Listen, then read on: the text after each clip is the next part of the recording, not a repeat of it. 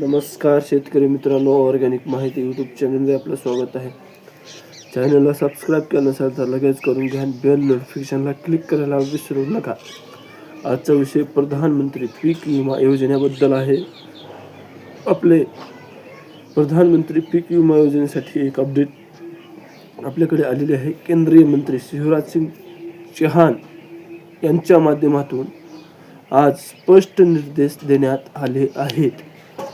Peak विमा कंपन्यांना स्पष्ट निर्देश देण्यात आले आहेत की लवकरात लवकर शेतकऱ्यांच्या बँक अकाउंटमध्ये पीक विम्याची रक्कम जमा करण्यात यावी.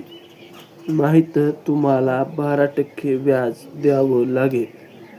याची संपूर्ण माहिती शिवराज सिंग चौहान काय म्हणतील, काय सांगतात ते संपूर्ण माहिती आज या व्हिडिओमध्ये घेण्याचा प्रयत्न करणार आहोत. पण शेतकऱ्यांसाठी एक आनंदाची माहिती आहे की 21 दिवसाच्या आत शेतकऱ्यांच्या क्लेमची सेटलमेंट करून त्यांच्या बँक अकाउंटमध्ये ही रक्कम जमा करण्यात यावी, अशी माहिती केंद्रीय मंत्री आपले शिवराज सिंग चौहान साहेबांनी दिली आहे. ते काय माहिती सांगतात त्याची संपूर्ण अपडेट आपण आजच्या या व्हिडिओमध्ये घेण्याचा प्रयत्न करणार आहोत. चला आपण पाहूया तर काय माहिती सांगतात ते. चला. प्रधानमंत्री फसल बीमा योजना जिन किसानों की फसलें तबाह और बर्बाद हो जाती है उनके लिए वरदान है. करोड़ों किसानों ने फसल बीमा योजना का लाभ उठाया है. हमने 2,90,00,000 किसान आईडी को राष्ट्रीय फसल बीमा पोर्टल से जोड़ने का काम किया है. 89 लाख किसानों के खाते में 14 करोड़ रुपए सीधे ट्रांसफर करने का चमत्कार. बीमा योजना जिन किसानों की फसलें तबाह और बर्बाद हो जाती है उनके लिए वरदान है. और मुझे बताते हुए खुशी है कि करोड़ों किसानों ने फसल बीमा योजना का लाभ उठाया है. आपने बिल्कुल सही कहा, निश्चित समय सीमा के अंदर किसानों को फसल बीमा में के अंतर्गत फायदा मिलना चाहिए अगर फसल का नुकसान हुआ है. और इसके लिए माननीय अध्यक्ष महोदय, मैं आपको बताना चाहूँगा, हमने 2,90,00,000 किसान आईडी को राष्ट्रीय फसल बीमा पोर्टल से जोड़ने का काम किया है.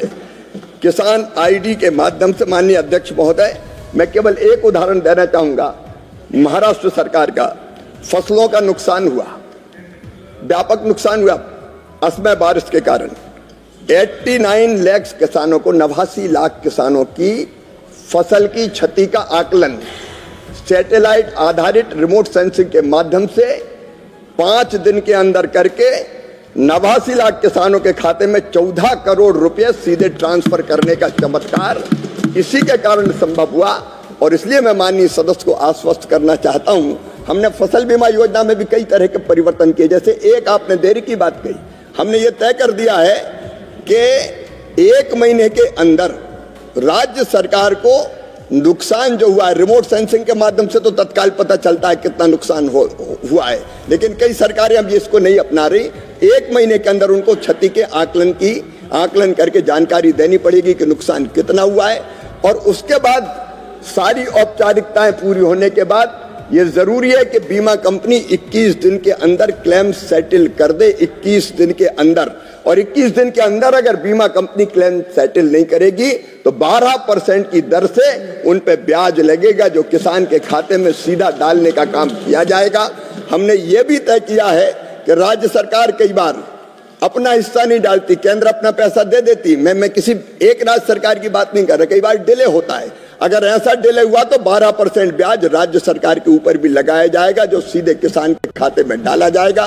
तो एक तो टेक्नोलॉजी का इस्तेमाल करके लगातार हम लोग कर रहे हैं. और मैं आपके माध्यम से किसान भाइयों को आश्वस्त करना चाहता हूं, चाहे बीमा हो चाहे ऋण हो.